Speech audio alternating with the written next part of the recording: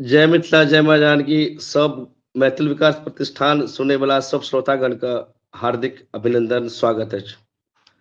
आय मैथिल विकास प्रतिष्ठान का विशेष संवाद श्रृंखला का तेसर कड़ी में हमरा सबका संग आय मैथिल विकास प्रतिष्ठान का संरक्षक राम सुंदर झा जी।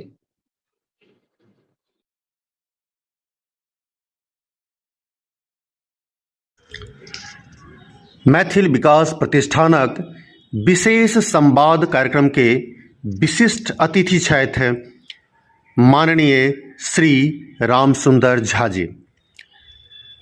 श्री झा जी मैथिल विकास प्रतिष्ठानक संरक्षक छथि। ईमानदारी से सामाजिक काज करवा में विश्वास रखैत छथि। हमेशा हृदय से जरूरतमंद मैथिल लोकनि के मदद करैत छथि। मैथिल विकास प्रतिष्ठानक सफलता में हिनकर योगदान बहुत ही सराहनीय अछि। श्री रामसुंदर जी हमेशा एमबीपी कोर कमिटी द्वारा कैल जा रहल नीक काज के सराहना करैत छथि। श्री झा बिना कोनो प्रचार प्रसार आ दिखेबाक समाज सेवा करैत छथि। फोटोग्राफी आ प्रदर्शन पर विश्वास नहीं रखैत छथि, बल्कि पूर्ण निष्ठा आ समर्पण से एमबीपी से जुड़ल छथि। रामसुंदर झा जी मैथिल विकास प्रतिष्ठान के सर्वश्रेष्ठ संस्था बनेबाक लेल सतत प्रयासरत रहैत छथि आ अपन निस्वार्थ योगदान से संस्था के नव ऊंचाई धरि लऽ जयबा लेल समर्पित छथि। श्री रामसुंदर झा जी सिविल इंजीनियर छथि आ सफल व्यवसायी छथि। झा कंस्ट्रक्शन प्राइवेट लिमिटेड के चेयरमैन आ मैनेजिंग डायरेक्टर छथि। भारतक पैघ संस्थान सभक लेल काज करैत छथि। श्री झा मैथिली फिल्म निर्माता सेहो छथि। आजुक विशेष अतिथि कार्यक्रम में श्री रामसुंदर झा जी के हार्दिक अभिनंदन अछि।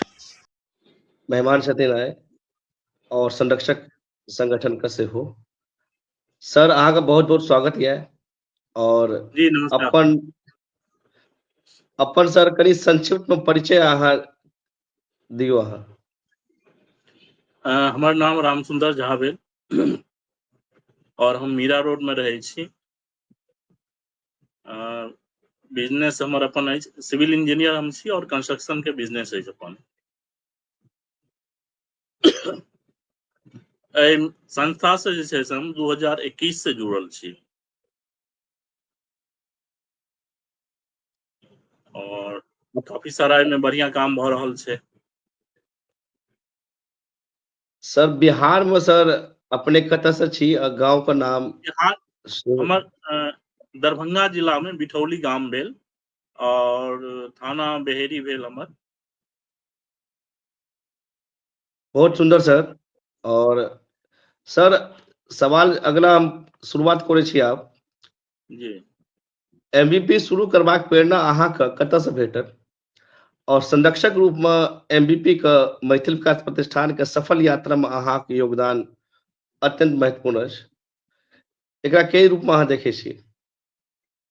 देखियो मैथिल प्रतिष्ठान में हम 2020 में एक कैरियर गाइडेंस में हम गेल रही इनका 2020 में। हाँ, तो वही ठाम से हमरा प्रेरणा भेटल। हम एक्चुअली मैथिल ग्रुप से बहुत कम जुड़ल छी और एहि में देखलहुँ जे ई मेडिकल में हेल्प कर रहल छथिन, बच्चा सबके हेल्प कर रहल छथिन, तो हमरो भेल जे नहीं हम एहि के साथ जुड़ी और किछ बढ़िया कैल जाए। किया तो हम संघ से सेहो जुड़ल छी, तो ओतऽ ई छै जे बिना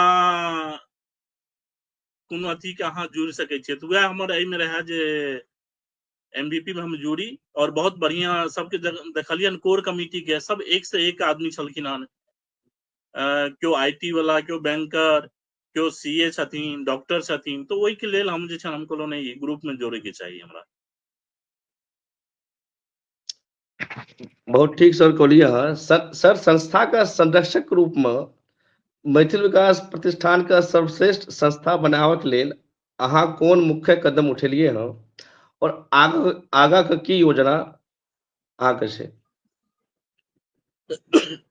देखियो, एहिके लेल हमसब छै ने ज्यादा सबकिछु मेडिकल कैंप ई सब तो चलिए रहल छलै हँ, पहिलेहे से चलि रहल छलै बच्चा सबके लेल, लेकिन हमसब एलहुँ जे जुड़लहुँ तो फिर मैथिल भवन के लेल हमसब छै ने आवाज उठेलहुँ और ओहिके लेल काफी मेहनत कयल गेलै जे मैथिल भवन होयके चाही।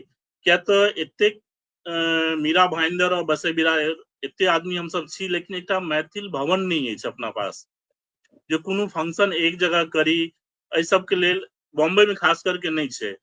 एहि दुआरे नहीं छै कि एतऽ जमीन ई सब एतेक महंगा छै, केओ चाहे जे अपना पैसा के हम लऽ के बनाबी कोनो भी संस्था, ओ पॉसिबल नहीं छै। तो ओहिमे हमसब जे छै ने प्रताप सर नायक जी के पास गेलिए और फिर उनका लेटर देल गेलै, वो काफी हेल्प केलखिन, विक्रम प्रताप जी। तो फिर हमसब जे छै ने ओहिमे नींव सेहो राखल गेलै और अखन बिल्डिंग सेहो बनि चुकल छै, एक स्लैब सेहो भऽ गेलै हँ। तो मेन हमरा सबके ई रहै जे एकटा मैथिल भवन होयके चाही। मेडिकल कैंप ई सब तो रेगुलर पहिलेहे से भऽ रहल छलै, कंटिन्यू चलि रहल छलै, लेकिन हम कहलहुँ एक जगह जे छै ने मैथिल इकट्ठा होयके चाही, ओहिके दुआरे मैथिल भवन के लेल हमसब कनी पुरजोर लगेने रही। ठीक कहलिए सर हम कि अपन एगो जतऽ हमसब छी एगो मिथिला भवन हमर सबके हेबाक चाही अपन सबके ठाढ़ होय के लिए, और हम सब कतौ रही अपन समाज संस्कृति के हमसब अपन ध्वजावाहक बन कर रही। जी सर मैथिल समाज में बहुत लोग के देखे छियै कि फोटो खिंचाबै के लेल अपन नाम लेल ओ सब अपन आगू बढ़ि कऽ कोनो काज करै छथिन। अहाँ एहि संस्कृति से अपने के दूर कोना रखने छियै? देखियो, हम पहिलेहे से ने ऐसे दूर रह चाहे छी। हमरा फोटो और ई नहीं है जे हम एकटा केकरो बिस्किट दै छी और 4 आदमी रहै छै ने ओकरा फोटो खिंचबै वाला रहै छै, ओ हमरा आदत नहीं है। और लोग अपन आइ के डेट में मैथिल में बहुत सारा संस्था छै, हम किनको नाम नहीं लेब, लेकिन ओतऽ यह होइ छै फोटो कोनो भी कार्यक्रम में या कैरियर गाइडेंस हो या मेडिकल कैंप, ओतऽ स्वागत समारोह ज्यादा होइ छै, कैरियर गाइडेंस बच्चा के लेल कम होइ छै या मेडिकल कैंप कम होइ छै। सबके स्वागत समारोह होयके चाही, ओही में सब खुश रहै छै। लेकिन किया अहाँ कऽ रहल छियै ओ जे प्रोग्राम कऽ रहल छियै ओहिके बारे में किनको कोनो चिंता नहीं छै। बस हमरा पाग दुपट्टा भेटे के चाही, एकटा मोमेंटो भऽ जाए तो बस बहुत बढ़िया। तो हम एहि सबसे कनी दूर गेलियै सर। बिल्कुल सर, और बिना प्रचार प्रसार दिखावा के ओ व्यक्ति जे कहै छै कि पाछू के जे काज करै छै वएह काज समाज के आगू दिखाबे के काजो होइ छै वएह सब। हमर जानकारी भेटल जे हमरा जे जानकारी भेटल है सर अहाँके बायोडाटा से 2022 के एजीएम में अहाँ मिथिला भवन लेल एगो डेडलाइन निर्धारित केलिए और परियोजनाक पूर्ण रूपरेखा तय केलिए अहाँ। ओकरा बाद पूरा कोर कमेटी एकटा ओकरा चुनौती के रूप में स्वीकार कऽ कऽ केलखिन, लेकिन विधायक प्रताप सरनाइक जी द्वारा दिसंबर 2022 में शंखनाद आ जून 2023 में भूमि पूजन भेलै। आब मिथिला भवन जे बनै छै अहाँके ओकर की जी पोजीशन छै एखन, की ओकर एखन स्थिति छै, आगे के योजना के बारे में कनी जानकारी दियौ। एक्चुअली की छै, आब सरकारी भऽ गेलै, सरकारी काम भऽ गेलै, किया तऽ ओ सब छै ने जमीन और प्लस बना के सेहो दऽ रहल छथिन, तो सरकारी काम में कनी टाइम लागै छै। और जेना अहाँ कहलिए 22 में हम एजीएम में ई उठेने रहिए, तो जब तक अहाँ कोनो चीज पर फोकस नहीं डालबै ने या अंदर से कोनो ठानबै नहीं, जेना ठान लियौ जे हाँ ई काम करे के छै, ओकर बाद जे छै ने ई काम भेलै। प्रताप सर नायक जी एलखिन, ओ जमीन देलखिन या काम करबा रहल छथिन। जब तक अहाँ अपना अंदर नहीं राखबै कोनो चीज हमरा ई चाही तो सामने वाला नहीं देत। कहावत में छै जो भूख लागी है तो बच्चा के माओ दूध नहीं पियाबै छै जब तक अहाँ कानबै नहीं। तो ई भूख अपना चाही जे मैथिल भवन हमरा चाही, तो वो 2022 में अपना सब एजीएम में हम सब उठेने रही और दिसंबर में हम सब शंखनाद के जे छै ने भूमि पूजन भेलै। अखन जे छै ने एकटा स्लैब भऽ चुकल छै, ऊपर काम चलि रहल छै, शायद एहि साल में मई जून तक भऽ जाए के चाही। मई जून तक जी भऽ जाए संभव सर हमरा ओना तऽ सरकारी काम छै, ओहिमे हम नहि कहि सकै छी किछु, लेकिन हम सब प्रॉपर फॉलोअप में छियै। प्रयास में छियै और सरकारी काज छै 2 महीना 3 महीना जी बादो हेतै, हाँ लेकिन सर, हाँ प्रोसेस में छै तऽ काज संभव हेबे बिल्कुल करतै। बिल्कुल बिल्कुल सर मैथिल विकास प्रतिष्ठान से जेना अहाँ सर संरक्षक छियै सर अहाँ, तऽ मैथिल जी विकास प्रतिष्ठान के सर कोन जे छै एगो मुख्य ओकर उद्देश्य या ओकर कोर क्षेत्र एगो जे चीज के लिए ओ काज करै छै मैथिल विकास प्रतिष्ठान, सेहो पर अहाँ कनि विचार रखियौ सर। देखियौ मैथिल विकास प्रतिष्ठान जे छै, जेना हम कहलहुँ ई बच्चा कैरियर गाइडेंस या फिर मेडिकल कैंप ई सब तो भऽ रहल छै, प्लस राहत के लेल जेना कोविड में रही तो बहुत सारा राहत देल गेलै, लेकिन मैथिल विकास प्रतिष्ठान के यह रहे जे हम ई चीज फोटो में नहीं डाली। हाँ संगठन एक जगह जहाँ पैकेट बनेली वो सब ठीक छै, वो अहाँ बनाबू, लेकिन केकरो दैत जे छै ने ओ कनि आउट लागै छै, तऽ ओहि दुआरे जे छै ओकर फोटो नहीं रहे के चाही। ई चीज हमरो अछि जे किनको हम किछु दऽ रहल छियै तो फोटो खींच के अहाँ और फेसबुक पर दियो, ट्विटर या इंस्टाग्राम पर दऽ दियौ, नहीं बढ़िया लागै छै। तो बहुत सारा काम केलखिन हन। आगे हमरा सबके ई अछि अपन मैथिल में सेहो जे बाहर छै तऽ माँ बाप के लोग ध्यान नहीं दै छथिन। तऽ हम सब छै ने सीनियर सिटीजन के लेल आब काम करऽ चाहब, जे आब MVP के थ्रू एहि पर हम सब फोकस दिए, जतेक भी वृद्धाश्रम नहीं कहल जाए, वृद्धाश्रम तो बहुत सारा छै, लेकिन हाँ जस्ट ओनाहिते जिनका भी मैथिल में या प्रॉब्लम छै माँ बाप के, अहूँ के पता है जे जा तक जिंदा रहे छथिन तऽ माँ बाप के लोग ओनाहिते देखे छै, मरला के बाद तो बहुत किछु कऽ लै छथिन। तो हुनका सब पर फोकस हमरा दै के ये एखन, और वो हम जल्दी ई काम स्टार्ट करबै। बहुत सुंदर सोच सर, और आइ के समय में ई जे अहाँके एगो विजन ये, बहुत लोग के देखे छियै हम, लेकिन ई सब विजन नहीं रही छै कि जे सीनियर सिटीजन छै हमरा सबके बूढ़ा बूढ़ी सब देखे छियै हम सब, तऽ बहुत नीक सर एहि दिशा में प्रयास हेतै तऽ मैथिल विकास प्रतिष्ठान ओनाहु सब में शिक्षा, चिकित्सा और संस्कृति के तऽ अपन ध्येय बनेने छै, और अगर एहियो क्षेत्र में अगर आगू बढ़तै तऽ ओहो एगो हमरा सबके लिए मील के पत्थर साबित हेतै। सर जेना हम देखलियै कि अहाँ सिविल इंजीनियरिंग केने छलियै, केलियै अहाँ, जी ओकर बाद फिर अपन कंस्ट्रक्शन के काज केलियै। तो सर व्यक्तिगत यात्रा व्यवसाय और अहाँ एक सफल सिविल इंजीनियर और व्यवसायी छी, अहाँके व्यावसायिक यात्रा केना रहल? और झा कंस्ट्रक्शन प्राइवेट लिमिटेड स्थापित करबाक अहाँक मुख्य उद्देश्य की रहल? देखियो हम जहन 8 में रही गाम में, तखने हमर भाई साहब कहलखिन जे कतौ जाके नौकरी नहीं करिहें, बिजनेस कर। ओहि 8 क्लास 7 या 8 में हमरा छै ने गाम में स्टूडियो खोल देने रहथिन भाई साहब हमर। हम पढ़े में ओते तेज नहीं रही, ठीक छै, तो ओहि टाइम में लगभग 93 में 92 93 में हमरा स्टूडियो खोल देलखिन जे तू पढ़बे नहीं तो बस कतौ नौकरी से बढ़िया अपन धंधा करिहे। ओहि दिन से हमरा दिमाग में तो रहबे करा जे कखनो भी अपन बिजनेस करी। फिर जहन हम बॉम्बे एलहुं, हम एलहुं 30 जनवरी 96 के बॉम्बे हम एलहुं, और भाग के गांव से भागे के आयल रही। पैसा जे छै ने, आब की कहूं हम, जे एकटा ई गुल्लक अपना से कहै छियै ने, ई जे 1 रुपया 2 रुपया जमा कर, ओ तोड़ के हम आयल छी बॉम्बे। फिर एतऽ काफी संघर्ष हम केने छी, सिक्योरिटी गार्ड के सेहो नौकरी केने छी, बेल बॉय के काम केने छी।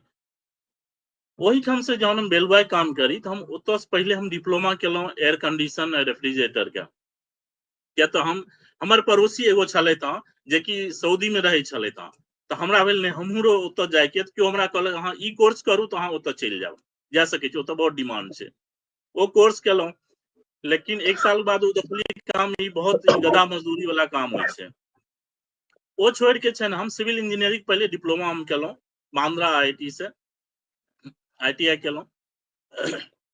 डिप्लोमा केलाक बाद छै ने हम जॉबो हमर स्टार्ट छला और डिप्लोमा में केलहुँ।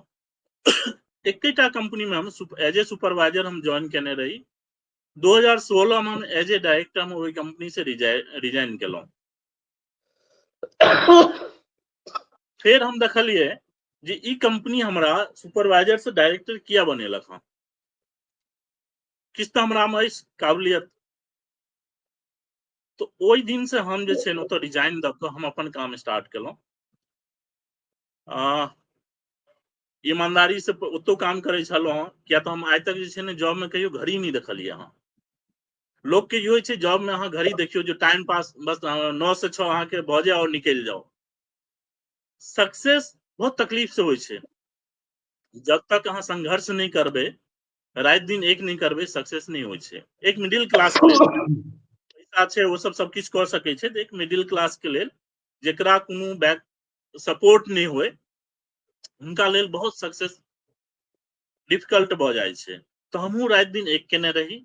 मार्केट हमर बढ़िया बन रहे, रिलेशन बढ़िया रहे, क्वालिटी वाला काम दै छलियै सेम फील्ड में। फिर हम 2016 में अपन स्टार्ट केलहुँ और आज बढ़िया पहले प्रोप्राइटरशिप से स्टार्ट केलहुँ, 2020 में प्राइवेट लिमिटेड बनेलहुँ। अहाँ कहबै झा कंस्ट्रक्शन किया हम नाम रखलहुँ, तो बहुत सारा मैथिल होइ छथिन जे अपन सरनेम छुपाबै छथिन। कुमार लिखता, चंद्रा लिखता, अपन सरनेम छुपाबै छथिन। बिहारी कहे में शर्म आबै छनि। हम कहलिए नहीं, बम्बईयो में हमरो तकलीफ भेल, अरे बिहारी है, बिहारी, हाँ बिहारी हूँ। तो ई कंपनी के हम प्राइवेट लिमिटेड के और काफी बढ़िया ग्रोथ अछि, अखन रन भऽ रहल छै। बिल्कुल सर, संघर्षक यात्रा रहल। कहबो कयल गेलै अहाँके कि बिना जी संघर्ष के सफलता नहीं होइ छै। बिल्कुल और बिल्कुल बड़ा रोचक यात्रा और हम सब देखबे करै छियै गाँव घर में कि लोग सब दिल्ली, बम्बई, कलकत्ता गेल अपन, और अपन कहै छै कि अपन किस्मत आदमी खुद लिखै छै। और बिल्कुल अहाँ सर वएह में से हमहूँ सर एगो शख्सियत छियै। अपना एगो अपने दम पर अपन एगो मुकाम बम्बई जेहन शहर में बनेने छी सर। बहुत बहुत बधाई सर अहाँके। एनाही अहाँ खूब खूब प्रगति करू और खूब अहाँ मिथिला माँ जानकी और सबका अहाँ सेवा में समर्पित रहू सर। सर व्यवसाय के साथ जे हम सब देखे छियै कि जे बिजनेसमैन होइ छै अमूमन ओकरा पास समय का अभाव बहुत रहै छै कि बहुत जी तरीका के काज रहल, मीटिंग रहल, साइट पर गेनाइ, देखनाइ।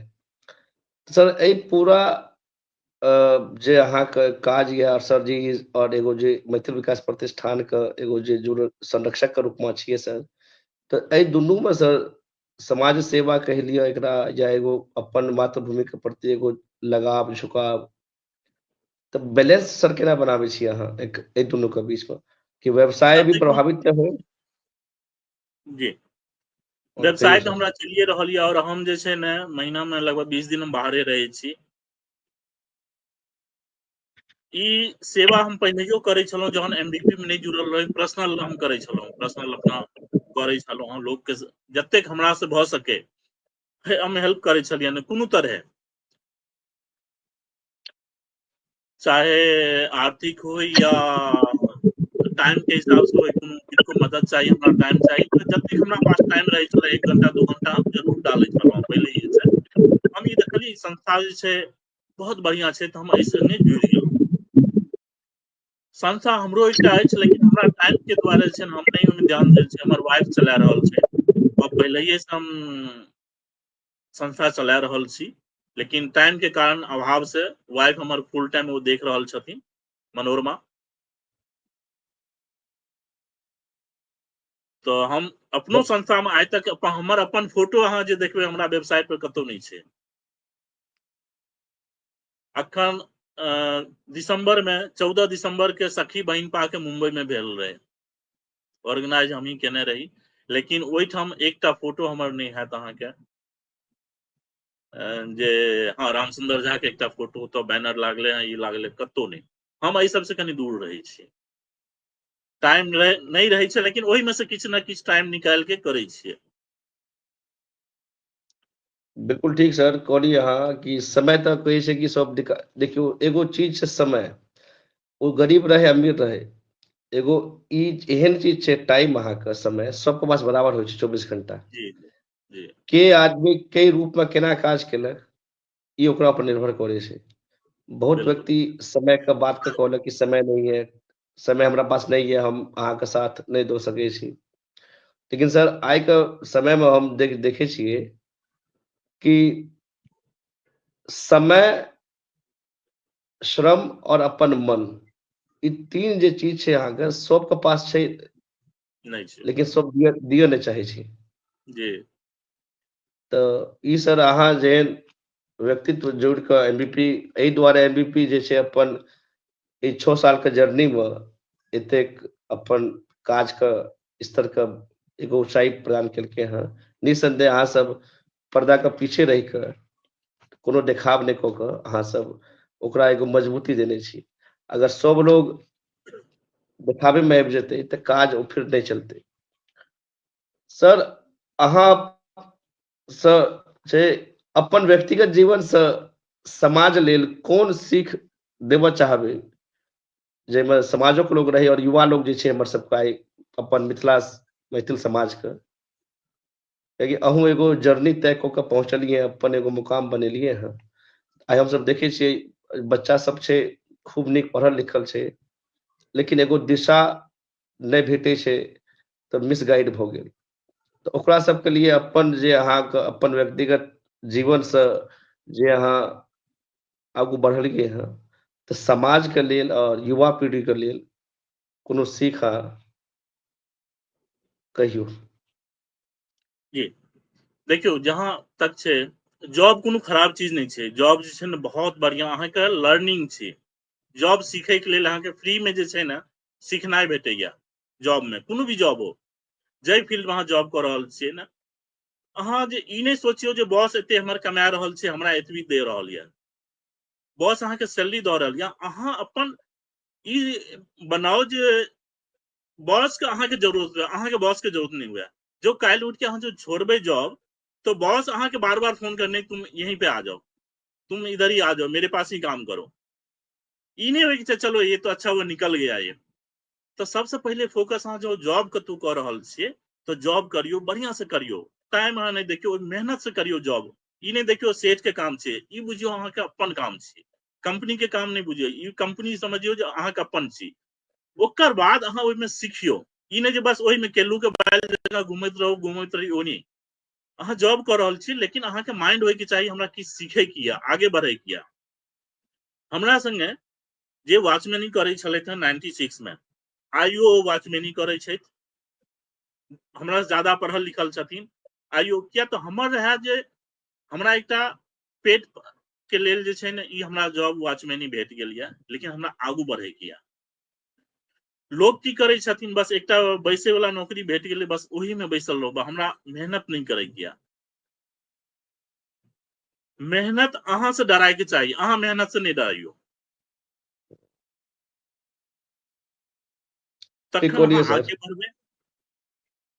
और जे आदमी अहाँ फर्स्ट डे जॉब पर गेलिए और घड़ी देखबै, ओकर बाद देखबै जे अरे ये एहि काम में तो सेठ एते कमाइत हेतै, कंपनी एते के प्रॉफिट भऽ रहल छै, कंपनी के प्रॉफिट भऽ रहल छै, कंपनी एते मेहनत केने छै, पैसा लगेने, सब चीज केने छै। अहाँ के खुश नसीब छी जे अहाँ के सैलरियो दऽ रहल यऽ, अहाँ सीखू। से थोड़े ना अहाँ के मना कऽ रहल यऽ कंपनी, सीखू नहीं, अहाँ सीखू, आगू बढ़ू, ओही ठाम नहीं रहू। 1 साल बाद चेंज करू, अहाँ आगे बढ़ू। तो ई चीज छै, जखन अहाँ ई दिमाग में राखबै, तखने क्यों भी युवा जे छै ने आगे बढ़ता। बिल्कुल सर, ठीक कहलियै अहाँ कि कोनो भी जगह हम अगर काज करै छियै, तऽ कंपनी हो चाहे कोनो संस्थान हो, अहाँ अपन ईमानदारी से और समर्पित भाव से एहन काज करियौ कि अहाँ ओकर एगो बनि जइयौ जरूरत, ओकरा पर बोझ नहीं बनियौ। और अगर अहाँ बनि जेबै जरूरत, तऽ अहाँके हमेशा चाहत कि हमरा साथ रहे। और कहबो कयल गेलै कि जे मनुष्य छै, ओ समस्या के नहीं समाधान के व्यक्ति होइ छै। बिल्कुल और हम सब समस्या के देखे छियै, समाधान के नहीं। और जे भी आगू बढ़ले हैं आइ के समय में, या पाछू में हम सब देखे छियै, ओ सब संघर्ष कऽ के समस्या के समाधान में परिवर्तित कऽ के ओ सब एगो अपन मेहनत पर एगो इबारत लिखलकै हैं। बिल्कुल। सर अगला सर प्रश्न जे हमर यऽ सर, एहि श्रृंखला में मैथिली फिल्म दिस अहाँक रुचि केना भेल सर? और अखन तक कतबा फिल्म बना चुकलियै हन और आगा फिल्म निर्माण में जुड़बाक अहाँके योजना की अछि? मैथिली फिल्म में हम जुड़ल रही, एकटा हम छोटा सा ऐड केने रही। बॉम्बे में सब आबै छै, सबके सपना होइ छै हम फिल्म में काम करी। जे भी केओ आबै छै सबके रहै छै जे हम फिल्म इंडस्ट्री में जुड़ी, हमहूँ हीरो बनि जाए सब किछु। 2004 या 5 में एकटा हम फिल्म में ऐड केने रही केश तेल के, तहन हमर बाल पूरा रहे। ई होइ छै जे देखियो अहाँ दिमाग में नेगेटिव लगबे न तो वह चीज भ जाए छै, नेगेटिव हो जाए। तहन हम बिल्कुल टकला नहीं रहूं, बाल रहे, सब कुछ रहे। तो ऐसा चिंता के साथ एकटा हम केस किस तरह जे ओकर हम ऐड केने रही, जो मेरा बाल ये बीमारी से वो निकल गया, बीमार था मैं, ये हो गया, ये तेल लगाने से बाल आ गया। और 4 साल के बाद हमारे बाल ओनाहिते चलि गेल। तेल के हम आइ तक सुनबो नहीं केलिए। तो नहीं हो छले डायरेक्टर के फर्स्ट टाइम कैमरा के सामने, तो डायरेक्टर हमरा सुना देलक, बहुत किछ सुना देलक, कहाँ से पकड़ के लेके आया था। हम कहलिए बाहर निकल लिए, कहलिए एक रोज ना आपको ही मैं फिल्म बनाएगा, आपको डायरेक्टर रखेगा मैं, ये याद रखना। और 2019 में हम जे छै ने फिल्म के मुहूर्त रखलहुँ, हुनके डायरेक्टर रखलिए और फिल्म बनेलिए। तो दूटा फिल्म हम बनेलहुँ, एकटा मैथिली छै जे कि जी टीवी पर सेहो आयल रहे, जी बायोस्कोप पर, बढ़िया चललै, धार्मिक एकदम से ई जे फैमिली के साथ, बच्चे के साथ अहाँ देख सकै छियै, वो फिल्म रहे मैथिली। लेकिन अपन दुर्भाग्य जे मैथिल भाषा के लोग केओ देखऽ नहीं चाहे छै, उनका सबके चाहिए भोजपुरी डर्टी पिक्चर। और हर स्टेट में अपन भाषा के महत्व देल जाए छै, सिवाय अपना मैथिल में, मैथिला के छोड़ के हर जगह छै ने अपना भाषा के महत्व देल जाए छै। लेकिन अहाँ के अपना मैथिल भाषा में नहीं, जो अहाँ 4 आदमी मैथिल छियै यो, तो हिंदी में बात करत या इंग्लिश में बात करत, मैथिल शर्म लागै छै बाजे में। ट्रेन में अहाँ कतौ जेबै, जो 4 टा मैथिल छी तो मैथिल में बाजे में शर्म लागै छै, और बुझाय छै जे हम हिंदी या इंग्लिश में बाजि रहल छी, बहुत बढ़िया हम छियै। तो सबसे पहले तो अपना भाषा के प्रति सबके जागरूकता हुआ पड़तै। फिल्म हम बनेने रही, हम कोनो कमाए के लेल नहीं बनेने रही। हमरो पता रहे जतेक भी फाइनेंसर फिल्म बनेलखिन हन, सॉरी, सब डूबे केलखिन हन, एक पैसा ओहिमे से अर्निंग नहीं भेलै। हमरा ई रहे जे हम कनी मैथिल भाषा के प्रति हमरो रहे जे हम किछ ने किछ, जतऽ से हम जन्म लेलहुँ हँ ओतऽ किछ ने किछ ओहि भाषा के दिए। तो ओहि दुआरे हम मैथिली फिल्म बनेलहुँ। और फिर दोसर एकटा मिलन सेहो बनेलिए। तो मिलन जे छै अहाँके फर्स्ट टाइम थिएटर में लगभग 4 वीक लागले, 12 गो थिएटर बिहार में और 8 गो थिएटर नेपाल में रहले। दरभंगा में अहाँ के लगभग 4 सप्ताह चलले पहिल मैथिल फिल्म। अर्निंग कते आयल ओ नहीं पूछू, लेकिन लागल रहले, ओतऽ पब्लिक किछ ने किछ ओतऽ एलखिन। और अखन जे छै ने हम अहिपन एकटा स्टूडियो ओटीटी के स्थापना केलहुँ हँ, और जरूर ओहिमे 1 साल के अंदर जे छै ने बहुत सारा अपन मैथिल भजन और मूवी से बहुत सारा एहिमे आयल। बिल्कुल सर, कहै छै ठीक कहलियै अहाँ कि साफ शुद्ध कंटेंट क्यों नहीं देखऽ चाहे छै। बिल्कुल सबके भोजपुरी हम सब देखबो करे छी अहाँके, जी मराठी होय, गुजराती होय, तेलुगु, तमिल, कन्नड़, जतेक अपन क्षेत्रीय भाषा छै ओ सब फिल्म बनाबै छै अहाँके। हर साल देखियो अहाँ कि राष्ट्रीय फिल्म पुरस्कार, नेशनल फिल्म अवार्ड और सब लो जाइ छै।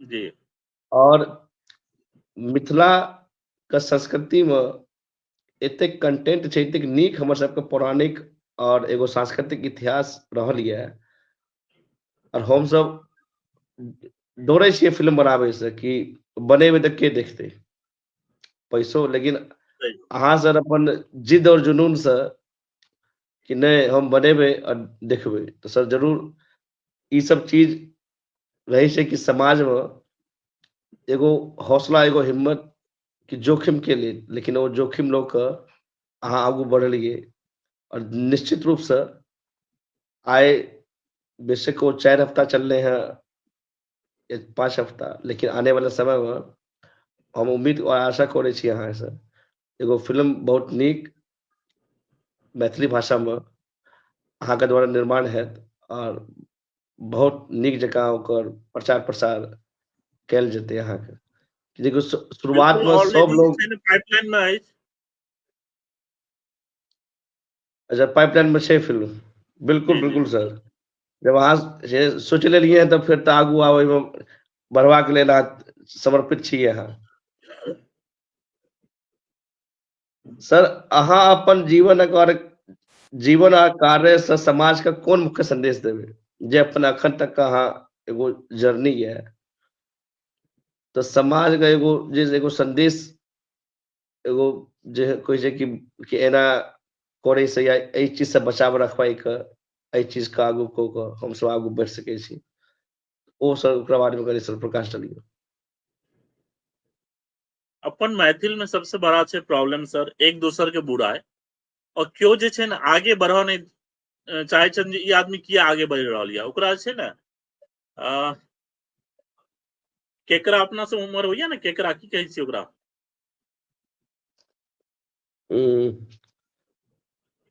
ओ जे पाइन में केकरा केकरा जोंक हम सब के ओ जो रहै छै जे एक काट ले छै ओ लोग ओकरा खेबो करे छै आई थिंक केकरा होय छै ओकरा केकरे होइ छै ओपन ओ जी ओपन टोकरी में राख दियो छिट्टा में 10टा यदि राख दियो तो बाहर क्यों एको गो नहीं भागत जखने ऊपर चढ़े छै भागे के दोसर ओकरा खींच ले छै नीचा पूछ लै छै ओकरा।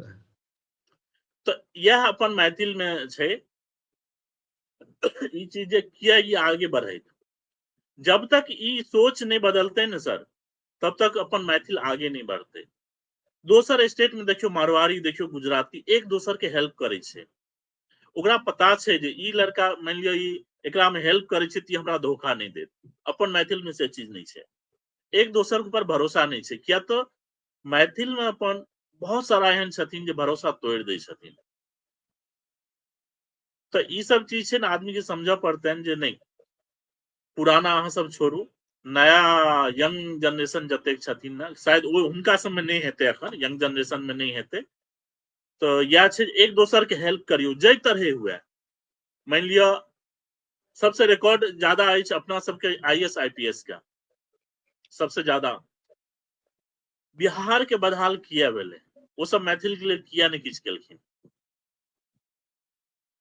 किछ ने किछ तो अहाँ के योगदान बिहार से भेटबे कैल ना भले अहाँ सरकारी में 10 तक तो पढ़नी है 8 तक मिडिल क्लास पढ़नी है ओकर कर्ज तो कनी हट चुका दियो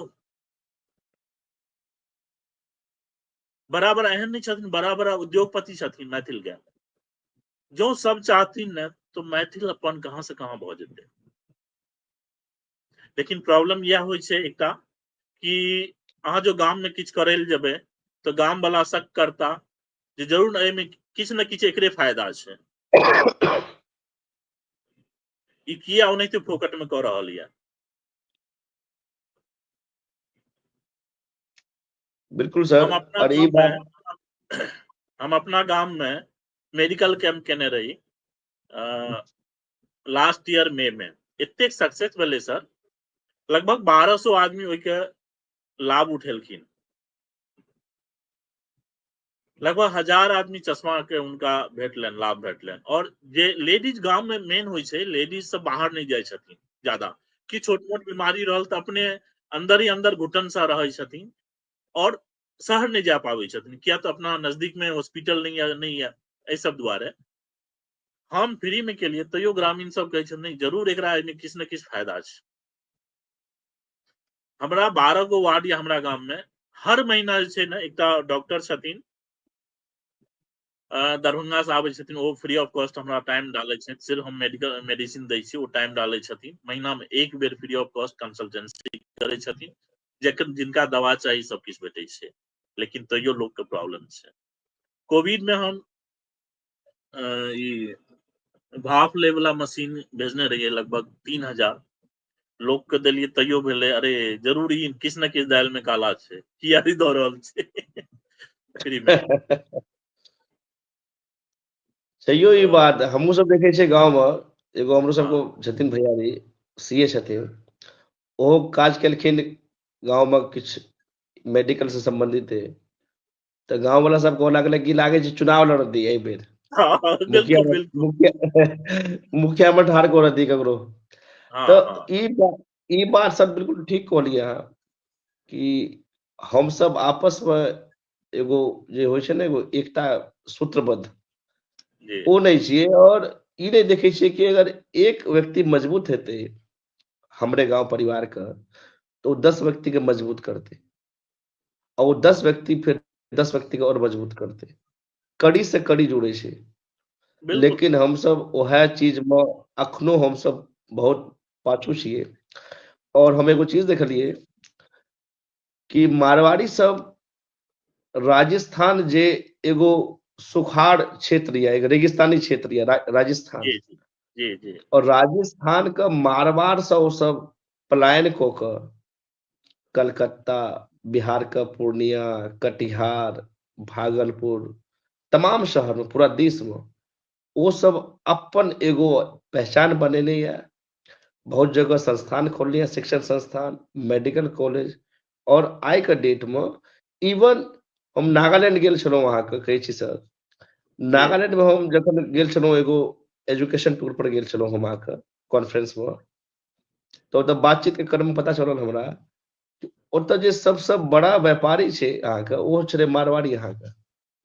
हम्म, और ओ बातचीत से पता चलल हमरा जखन हम बात केलिए ओकरा एगो जे छलै असिस्टेंट, कहलकै हम लोग यानी हम सब आजादी से पहले एतऽ आबि गेल छलहुँ, हमर दादाजी सब आबि गेल छलै, परबाबा सब, और सब एस्टेब्लिश कऽ कऽ ओ सब पूरा ओ सब अपन आप के एस्टेब्लिश कऽ कऽ आइ काज करै छै नागालैंड जे देखियौ।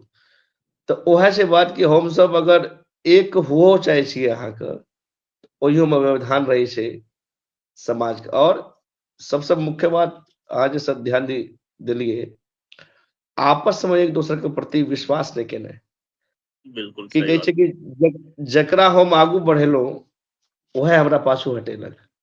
सही बात।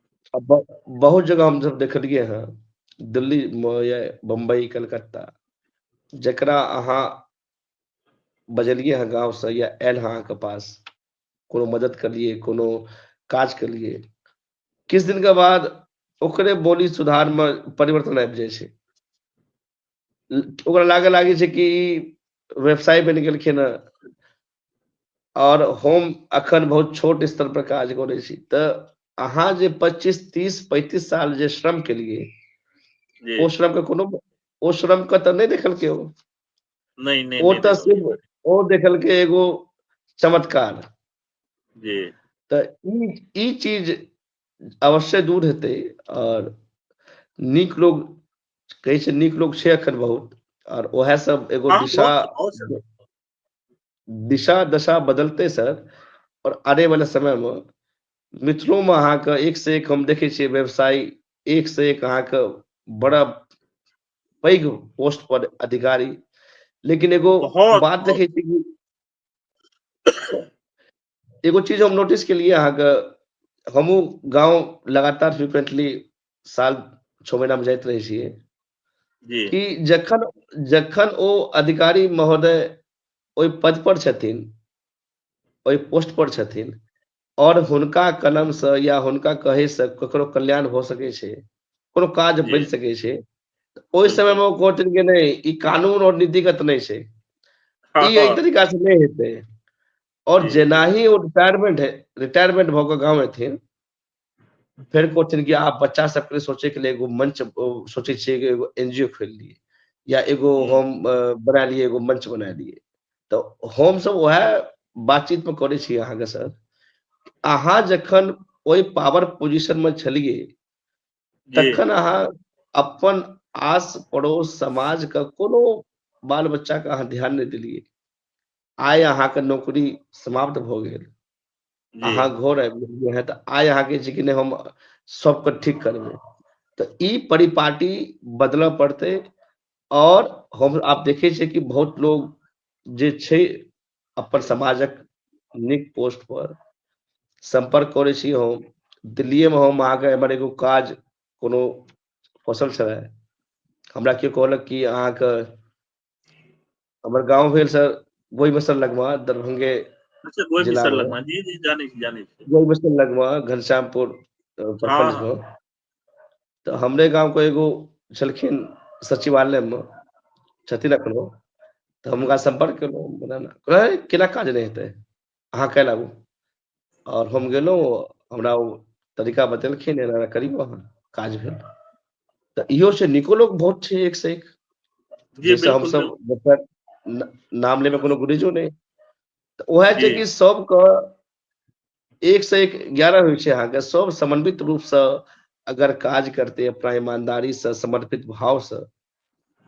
और मिथिला के संस्कृति के लिए अपन विकास के लिए सबसे पहले मनुष्य का हम सबका अपन हम सब ठाढ़ हुए अपना पैर पर जी ओकर जी बाद परिवार के लिए समाज के लिए देश के लिए हम सब फिर एबै और सबसे नीक सर जर्नी में अहाँके हमसब जेना कहलियै अहाँ कि सिक्योरिटी गार्ड से लोग बेल बॉय तक का अहाँ काज केलिए जी और आइ एगो सफल व्यवसायी के रूप में अहाँ स्थापित छियै तो सर सबके जर्नी एना नहीं होइ छै ओकरा लिए मेहनत चाही वो कहै छै ने कि अहाँ एगो बहुत नीक बात कहलिए कि हम समय नहीं देखलहुँ कि टाइम के देखबै ई नहीं कि जी 9 से 5 के ड्यूटी छै तो हम 9 से 5 रहब ई सर जी बहुत आइ के युवा पीढ़ी के सीखे के बड़ा बात छै जे देखलक कि भोर में कि अब चाय कतेक बजे हेतै और लंच कै बजे हेतै और छुट्टी सही कै बात बजे पंच कै बजे लागतै मशीन पर तो सर इएह सबसे लोग सीखे और अपन यूनाइट भऽ कऽ मिथिला विकास प्रतिष्ठान जे एगो बहुत नीक प्रतिष्ठित मंच छै मुंबई में अहाँ सब जेहन महानुभाव ओहिसँ जुड़ल छथिन नित्य नया तरक्की करे गति प्रगति ओकर बने आ मिथिला भवन जखन पूरा कंप्लीट है बनि कऽ तऽ ओकर बाद हम सब जे भी अपन श्रोतागण छथिन हमर सबके सब अपन मिल बैठ कऽ हमसब अपन एकरा लिए अपन जी जी योगदान हमसब देबै अहाँके तो सर बातचीत के एक्चुअली क्रम में सर हमर जे ई मैथिल विकास प्रतिष्ठान के जखन कोर कमिटी छथिन एतेक स्ट्रांग छथिन एक दूसर के ऊपर भरोसा छै खास करके डॉक्टर मोहन झा जी अमोद सर गौरीकांत जी नीलेश जी प्रकाश जी सब एतेक तन मन धन से लागल छथिन ने हम तऽ कनी टाइम में कंजूसी करै छी लेकिन ई सब जे छथिन एतेक मेहनत केलखिन हन लेडीज में वंदना जी छथिन साधना जी छथिन रिंकी जी सब लोग एक साथ एकटा टीम जे छै ने होय के चाही से करी जुड़ के और एतेक स्ट्रांग छथिन जे किस जे चाही से भऽ जेतै सिर्फ ठाने के जरूरत छै जे ठानबे से भऽ जेतै बिल्कुल सर मैथिल विकास प्रतिष्ठान के जे एगो पूरा जे एगो टीम जे छै ओ एगो कोर टीम जाहिमे जी आमोद सर गौरीकांत सर के हम इंटरव्यू केने छलियै पिछला बेर मोहन झा जी सर तमाम अहाँ सब व्यक्तित्व से मिलकर टीम छै तऽ टीम कहै छै कोनो भी टीम रहतै तऽ ओ काज करतै जखन ओकर एगो सोच रहतै एगो दूरदर्शिता रहतै तो सर बहुत नीक लागल अहाँ से बात कऽ कऽ आइ और अवश्य जे श्रोतागण सुनै छथिन मिथिल विकास प्रतिष्ठान के अगर हुनकर कोनो सवाल रहे सवाल भेज सकै छी अहूँ जी और जी सर एनाही मैथिल विकास प्रतिष्ठान अपन काज के आगू बढ़ाबै और मैथिल विकास प्रतिष्ठान के आवाज संस्कृति के संग विकासक काज एक डेग मिथिला के लेल हम सबके एगो टैगलाइन छै एहि पर्सपेक्टिव पर काज होय और हम सब खूब आगू बढ़े और सर अहाँ से बात कऽ के बहुत नीक और सीखे के एगो चीज भेटल कि अपन मेहनत और हुनर से आदमी किछो कऽ सकै छै कोनो भी मंजिल के ओ अपन पाबि सकैया तो सर अहाँ जुड़लिए समय दिलिए सर बहुत बहुत धन्यवाद सर और बहुत बहुत धन्यवाद सर अगला सप्ताह फिर मैथिल विकास प्रतिष्ठान का विशेष संवाद श्रृंखला का एपिसोड नंबर 4 में फिर हम सब कोनो महानुभाव के साथ अपन इस श्रृंखला का जारी रखबे। तब तक के लिए सबको जय माँ मिथिला, जय माँ जानकी। अपन संस्कृति सबसे का बड़ा तो धन्यवाद अहाँ के जे सर अहाँ एते टाइम डाल लिया और सोशल मीडिया पर अहाँ एमबीपी के हेल्प कर रहल छियै, तो ओइ के लेल बहुत बहुत धन्यवाद अहाँ के। जय नहीं मैथिली, सर, जय मिथिला। सर आमोद सर एक सूत्रधार छथिन और जी हम सब पे सर देखियो एगो अंश का बराबर अपन जे सहयोग नहीं अपन हम सब कर्तव्य छै कि मैथिल विकास प्रतिष्ठान का एगो नई ऊंचाई हम सब दिए और ई मंच एगो नीक अपन कार्यशैली से जे स्थापित केने छै ओकरा मानक के हम सब बनावे में अपन एगो योगदान हम सब दै छियै। बहुत बहुत धन्यवाद सर। और अगला हफ्ता हम सब फिर मैथिल विकास प्रतिष्ठान का विशेष संवाद श्रृंखला 4 में हम सब जोड़ब और जी ता तक के लिए धन्यवाद। सब गोटा के शुभ रात्रि, अभिनंदन सर।